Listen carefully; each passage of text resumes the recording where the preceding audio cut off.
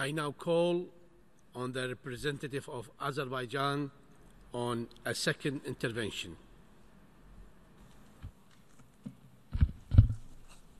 Thank you, Mr. Chairman. The unfortunate comments just made by the delegate of Armenia, full of usual distortions and falsifications, are illustrative as to the consistent attempts by that member state to deny the facts that point to its policy of aggression, hostility, hatred, and falsifications. It was exactly the Armenian armed attacks against areas within Azerbaijan which elicited a series of 4 resolutions of the Security Council and the presidential statements. The demand of cessation of hostilities was thus first and foremost directed at the invading Armenian forces. It was Armenia that intentionally disregarded the demands of the Security Council for the immediate cessation of all military activities and hostile acts for the purposes of establishing a stable ceasefire. The events that unfolded before and in the aftermath of the adoption of each resolution make it clear that Armenia's allegations are baseless and leave no doubt as to who was responsible for the continued armed hostilities and to whom the demands of the Security Council were exclusively addressed. No doubt, the claims by Armenia run counter to the norms of international law and without foundation.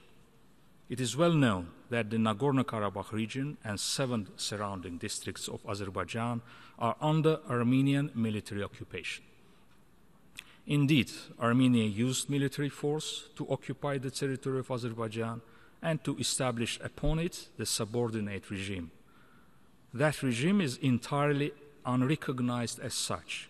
It is under the direction and control of Armenia and is ultimately nothing other than the product of aggression, racial discrimination, and ethnic cleansing. As a consequence, the illegality of that regime and its structures has been repeatedly stated at the international level.